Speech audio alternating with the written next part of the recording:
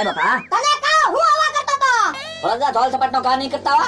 Phone support તો ઘા થાય શું છે તારે મેં તમારી સાસ ખાધી ને એટલે હું કઈ નથી બોલતો. એ બાપા હજી પાછો મારી સામું બોલે સાસ ખાધી એમ કે હવે તમારી સાસ વસૂલ થઈ ગઈ છે અને હવે ચાલુ થાય છે સમકભાઈ ની સાસ. ઘા નહીં કરતા હવે. આ થાય લે મારી ડુંગળી ઢોલી નાખી છે મી. ઊંચી કર ઊંચી કર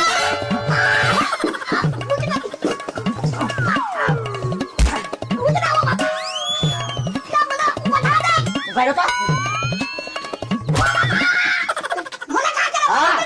તો હું કેમ ડુંગળી ઢોળી નાખી? ડુંગળી તો ઢોળ નાખી હજી તું સાસ લઈને નીકળ ને તારી સાસે ઢોળ નાખ્યું છે મારી સાસ ઢોલશો તમે? હા તો તમને ઢોળી નાખું. ઓ બાપા મારી ઉપર ઘા કરે તું આ તો ઢોલજો મારી સાસ લ્યો. આ તો તને સમગ્ર બેને આવા જોઈ લેવા છે તો તું નીકળ લે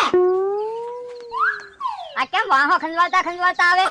હું કે બોલા દાદા કેમ વાહો ખંજવાળો? કાઈ ક્યું ને એલા બકુડો ડુંગળી હારી કરતો તો ને કેટલી કીડીઓ હતી કીડીઓ સડી ગઈ વાહામાં અને પછી ઓલે વાત નો હોય તો પતી ગઈ. હા ઈ વાત તો પતી ગઈ મૂંગો માલ છે ખાઈ ગયો એમાં શું થઈ ગયું તે હું તો ઈ જ કહેતો હતો તમને. અને હું થાય તમને? કોને ખબર બે ત્રણ કીડીઓ કડી ગઈ તમનું ગમતું બંધ થઈ ગયું તે હું થયો બોલા દાદા? આવો આવો મમરાભાઈ તમારું જ કામ હતું હોપારી લેવી છે લે બોલા દાદા તમને કેમ ખબર પડી ગઈ મારી દુકાને હોપારી ખૂટી ગઈ એમ? કેટલા કિલો છે?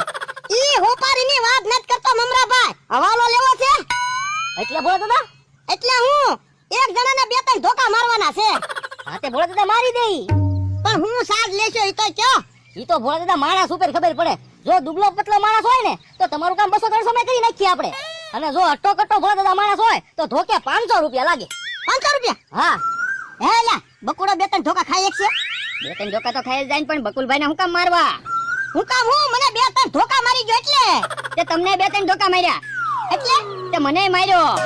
ઓય બાપા તો પણ ક્યાતો તો હો તો હું ને જાત નહીં પણ એવું થોડું કોઈને કહેવાય. ભોળા દાદા આવવાના શું કરવાનું છે? અને હવે તો ભોળા દાદા 500 ધોકે નહીં હાલે. કેમ આ તો બકુલભાઈ ને મારવાની વાત આવી ને.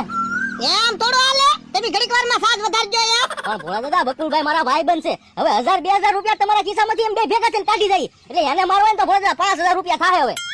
હે લા હા આ રીંગણીના છોડવા કેટલા ખાઈ ગયા આપડા 10-12 બાબા તો તો એમાં હું 5000 ના રીંગણા છે 60 રૂપિયાના વેચ્યા ને હવે તો કઈ રીંગણા થવાના ના.